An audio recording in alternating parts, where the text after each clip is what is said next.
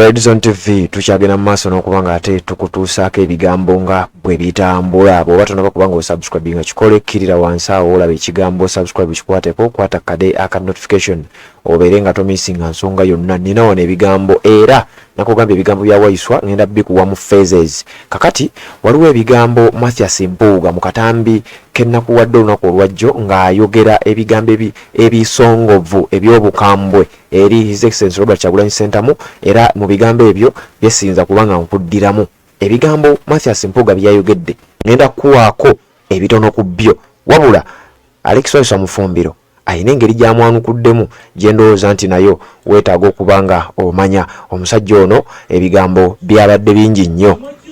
Mathias Mpuuga yabadde mu bitundu eby'e Masaka, yabadde alina omukolo gwategesse nga gutegekedde abantu be ab'omu kitundu ekyo, ng'ayina message gy'ayagala okubanga abayisizaawo. Abantu bano yadde ayogera nabo, yategeezezza nti abantu mu kibiina ekya National Unity Platform yajereegeredde nnyo ng'alaga tebategeera. Ayina ekifaananyi engeri kye yadde asiiga eri abantu be yabadde ayogerera mu bitundu eby'e Masaka. Nga sinaba kubanga nkuwa ebigambo bya Waiswa Mufumbiro, kkiriza nsooke nkuwe eby'omukulu amanyiddwa nga Mathias Mpuuga, ate oluvannyuma nzije tubeere nga tweyongerayo. Waliwo ebigambo byayogedde n'agamba n'okugamba nti His Excellency Robert Kyagulanyi Ssentamu mbw'asiimuuka.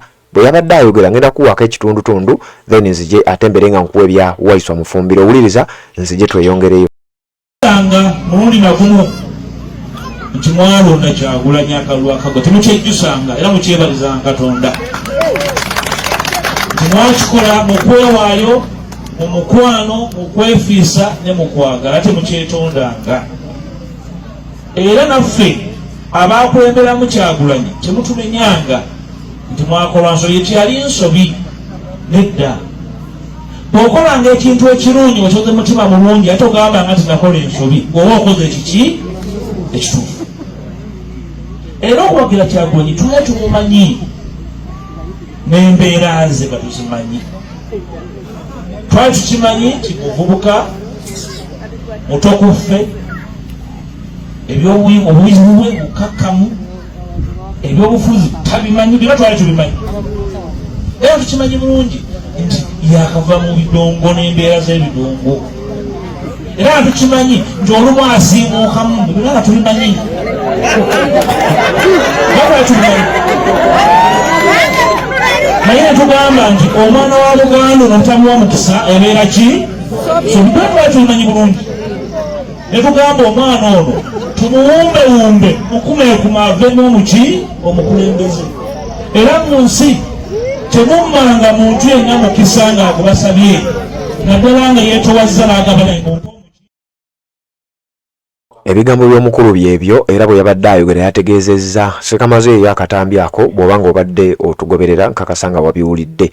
Mu bigambo bye yategeezezza nga His Excellency Robert Kyagulanyi Ssentamu bw'asiimuuka yayogedde ebigambo bingi bye baamuleeta, baamwesiga n'ebirala bifaananako bwe bityo. Kakati Alex Waiswa Mufumbiro bwe yabadde ku mukutu ogwa Pal FM ekiro ekikeseza olunaku olwaleero, nakuwadde programu eyo live. bw'oba wabaddeko nkakasa nga wagifunye yonna nga bwe yabadde etambudde. Oba tewabaddeko wano wenjagalira at least ebimu ku bigambo ebyo obeere ng'obiwulira. Alex Waiswa Mufumbiro yakoze okwanukula eri omusajja ono mu nnyanukula gy'ogenda okuba nga owulira nga mmaze okubeera nga nzijawo akalango kano tubeere nga ate tweyongera. Omukutu gwa Red Zone TV weebale kubanga okyagoberera.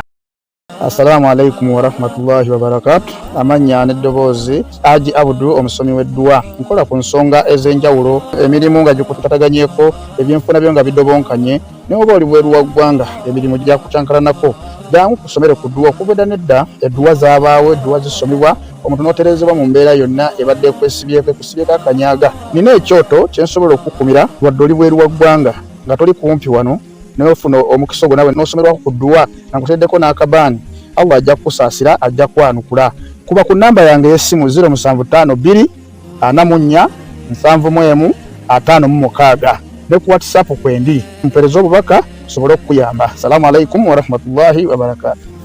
Bwe buvunaanyizibwa bwe wakati bwe buki munaye kati bakolera eki era balina kukolerera tusaanyaawo kubanga yeffe twabafukira akayinja muki mu ngato. So bwe nalabye mwami Mpuuga nga akubiriza olukiika lw'abampuuga community saka Masaka ewuwe ng'abantu amaze okubaluma enjala olunaku lulamba bafumbidde piraawo bawulira omukka bagula bawali gubalimu n'atandika okubuguma nga bwe yabugumye bamuwulira neŋŋamba naye omuntu ono yeewuliriza ekisooka kugamba Kyagulanyi nti yajjambya byabufuzi yajjambya ddala ekyokubiri ng'oli muyivu oyinza okutendeka asiimuuka bananga omusajja ono mumukebere nga ogamba nti wasoma oli elite ate n'ogamba nti banayenze nasoma naye ntwajja ne tuteekateeka ono asiimuuka ataasoma nawuliraga nti twali tukimanyi nti omusajja naye ne mujja ne mukola ki ne mumwegattako ate neera luli akugamba nti ffe twatandika ensonga eno kati agamba twamwegattako tumanyi omusajja ono bw'atuula afumiitiriza nti ebintu byayogera abantu bamuwuliriza n'ogamba abantu nti gwagamba nti wasoma gwagamba abantu nti wakola ki era oli wanjawulo wawandiika ne ku mazzi naye wawagira asiimuuka kitegeeza gwe musiimufu nambemu n'omutedde tumulaga abantu nti ye pulezidenti n'omwegatta nako n'akuwa n'ekifo nga kati omanye otya nti yakikuwa asiimuusi nti wali tokisaana kubanga byoyogera bikulaga nti kituufu wali tokisaana gwe wali omusiimuufu tewali olimba n'abantu okujjako kati bali mu kusasula okuteekateeka okuvuganya ng'oli musasule naye n'ebitono bijugubaliddemu bikulemye okumanaginga just ekifo ky'oba deputy president wakitunda ffe ate bingi bye tutagendamu nnyo kubanga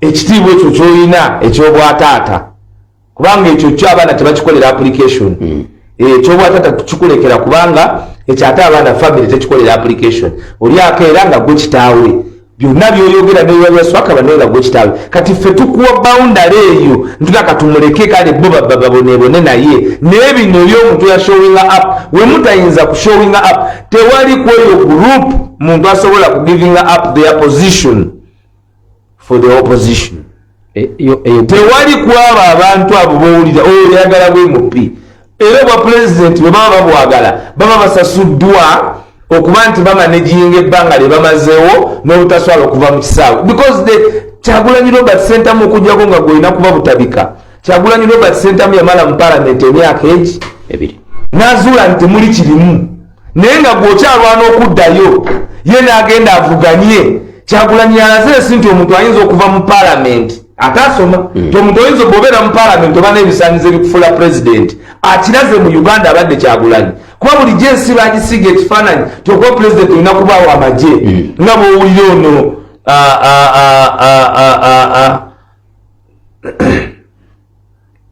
omutegedde bwagamba sagala mulisamu eno program bamutegedde bali abadde abyogera ennaku zino tamanyi na ssemateeka oyo naye nagamba ebyo byabikubya ate nno esho gye twakola embooko zatuwonera watono simanyi oba nakati waziwonye ze nkubulidde okuba kuno oti bakubona kakati omuntu n'akugamba ye n'akugamba nti mu buyivu bwe tebasobola kuva mu parliament kubanga baali bayamba nakyemalira mu kuzannya ekyokugala olugi lw'emanju nga ye ali mu lwa maaso kakati avuddeyo akugambye nti lwaki mwawagira omuntu gwe mwali timulabanga mudongo gwe omuyivu lwaki wali tojja simply because muli ba mitima minafu mulowooza we muli wali comfortable era omuntu kati ekikuyombya Nyendo Mukungu yekutta n'akugamba nti jangu nkuwadde tiketi ero jja ye nkuwulire kibayombya Nyendo Mukungu otayinza kulowooza ku byakujjako nakyemalira tasobola omulabye enkiko zaalimu ne nakyemalira ow'ebitaano nga bakugula $5,000,000 eri ayinza okwesiga omuntu agenda okumanaginga the entire national budget nga gwe bakuzza mu kisenge ne bakugula price $5,000,000 you are cheap gwe kikusumbuwa nti wagwa mu kateeba kooti yagamba talina buzibu ate kooti kiyeyeewabira yali awabiddeko abagamba mu yeyeewabira yeyeewabira ekyo kiri ku parliamentary answered tava mu kooti. Parliamentary answer ya Uganda eri unchallenged.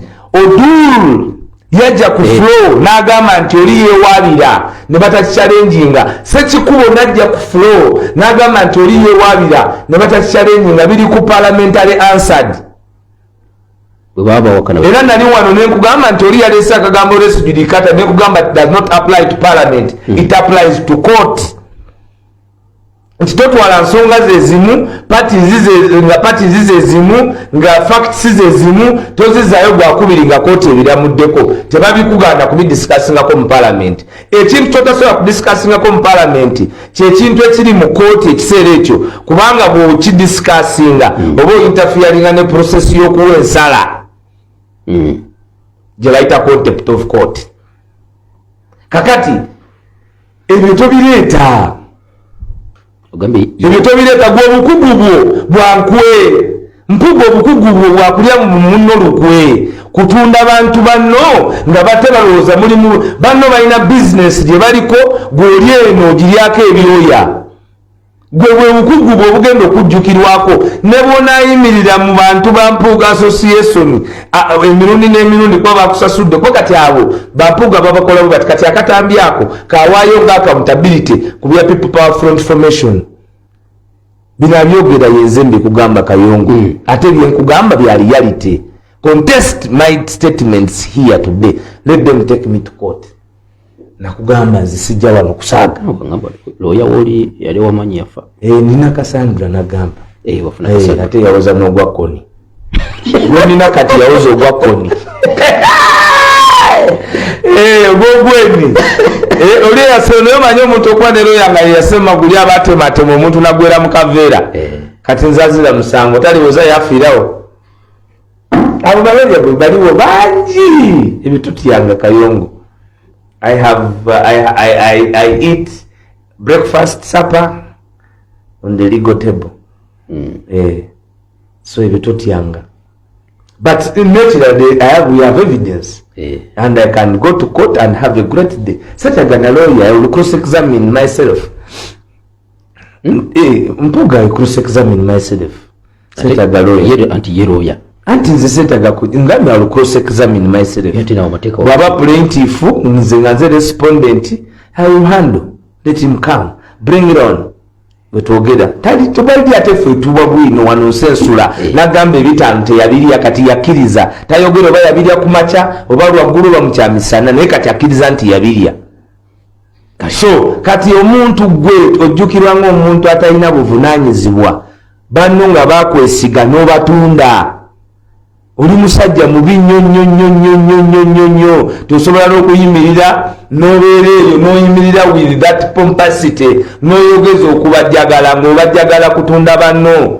Gwe wateeka oluseke mu luwombo lw'abannansi tugenda kujjukirako ekyo tekigenda kukuvaako olwanye nnyo kukisangulawo naye buli lunaku kikunyika. Mpuuga bw'abanga atuddawo ekyo osobola okukimugamba nti ki yasoseka oluseke mu luwombo. Gwe olowooza nze ne Mpuuga ani ayinza osanga munne nadduka ye yasaba n'abasirikale mu ndagaano ya Mpuuga okutunda Kyagulanyi yasabirako abasirikale nga kikugamba era mu mano birimu abasirikale otomubona ng'akaalakaala nabo ogambye bwakulaba dduka nze nabo kati oyo ayinza okunsisinkana kuki naye gwe Kayongo era kano kasi tubugayo obudde bumeka nina kenjagala okumala nako kenjagala ogamba bannayuganda tulinayo obudde ebbanga ki tufunire dakika 5 Alex Waiso amufumbiro si muntu wa bulijjo ate si musajja wa kusaaga musajja mumalirivu musajja mulwanyi nno ddala fayita. Nze mu NUP Kayongo siri just muwagizi siri just mukulembeze. I am a weapon. I am a weapon.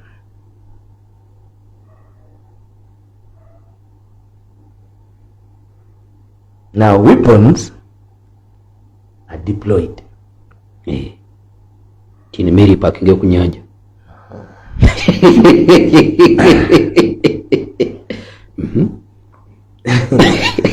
kati Waiswa asobola otumwa ewantu wonna sayira n'atabuuza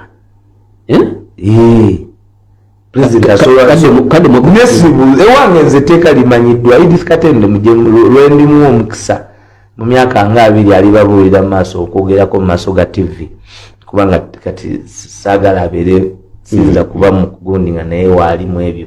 I preserve the life of my family to have that little distance and privacy. Naye alikugaa nti ebyakyagulanyi tebibaako second opinion assignment bwegibeze bwanga nti nkya Kalamoja nze mba ngenda Kalamoja kubanga ffe twajja okugyawo the politics of identity. Ontegedde bulungi. So nze tewabaawo omuntu yenna alowooza nti when time of my deployment has been decided where I will be deployed nti nina ekintu kyonna kyenyinza okutya. I take on assignments as I have been deployed kuba nkugambye I am a weapon. Njagala nno ebigambo bino buli muntu abitereke. I'm a weapon and don't play with a weapon if you can't manage a weapon. Era nanyini weapons abamanyi nti kati kagende na fumu dirijokola ekyokubiri kati nze wendize ndi national player na qualifying okuba ku national team. Kakati bwe bayita national team nti bayise Sekajja gwe wali oyinza omubuuza nti lwakyasambira South Africa naye buli muntu yabuuzanga nti bamuyise ewaka bamuyise Sekajja bamuyise anaabaako kwenda asamba kati nze ndi ku level yebuuza bamuyise kati engeri gye ndi weapon gyenviiridde nalabako namba 3 azanya 11 mu byonna binyumidde nendabako 11 ng'asamba 3 mu byonna binyumidde mutendesi yasalawo mu byonna binyumidde kano kugambye nti am a weapon. I'm a weapon ekyo batedero nkibwe nkigambye ate buli kintu kyenkugamba kitereke nze am a weapon ndi omu ku weapons zaabo abalwanirira okugyawo obwannakyemalira era saagala muntu yenna alowooza ate tewaliwo lutalo lwonna nga ndi deployed lwesitayinza kuyingiramu with brutality. Tewali lutalo lwonna lwenyinza kuyingiramu nenduyingiramu with fear. Tewali. Ekyo Mukama yakinsaasira kasita ofuna command. So I'm a person of command, and when the command comes and deployment, we will crush anybody who is in the front of our deployment. Nzirira mukali mwana wange ali mbimeri aka recording am a weapon. Njagala kapuna bululi wali ayongo tebali kodinze njagala tsoko kana bana akalikodinga akona kagambi nakati ebigambo ebimu byenjogera Mukama yabinzisaako ne bijja nekye njagala nkugambe Kayongo nti I am a weapon. Dekerawo abagita pale FM 107.9 ekula ery'omutwe bulyo Dr. Mulumba wa Stahabu webale nnyo okubanga kulugambe omusajja oyo mwagala kulamusiza Dr. Mulumba agambye akwagala nnyo akwagala Waiswa ndaba nsigaze dakika 5 waliwo akantu kekenjagala okubuuza ndi mutunzike program kaliwa kantu ka soko waliwo kali akantu kaffe akayimba kaffe ketwaliwo kenjagala kusoko tewayangani baino ng'obagalire nti amagombe gali balya wabegomba mama Waiswa wayangani baino Waiswa kyokka amagombe no gali tulya ne mutwegomba. Nina obubaka bwenna kusindikiddeko njagala kubuuza ngamba kasita tujja ku obuganya kumbulira wali katika tujja wani wakubeewala. Assalamu alaikum wa rahmatullahi wa barakatuh. Amanya n'eddoboozi Haji Abudu omusomi w'eddwa nkola ku nsonga ez'enjawulo emirimu nga gikutataganyeko ebyenfuna byo nga bidobonkanye ne oba oli bweru wa ggwanga emirimu gya kucankalanako jangu kusomere ku dduwa okubeda nedda edduwa zaabaawo edduwa zisomebwa omuntu n'oterezebwa mu mbeera yonna ebadde ekwesibyeko akanyaga. Nina ekyoto kye nsobola okukumira wadde oli bweru wa ggwanga nga toli kumpi wano n'ofuna omukisa ogwo nawe n'osomerwako ku dduwa nga nkuteddeko n'akabaani. Allah ajja kukusaasira, ajja kwanukula. Kuba ku nnamba yange y'essimu 0752 44 71 56 ne ku WhatsApp kwendi mpereza obubaka sobole okuyamba. Assalamu alaikum wa rahmatullahi wa barakatuh.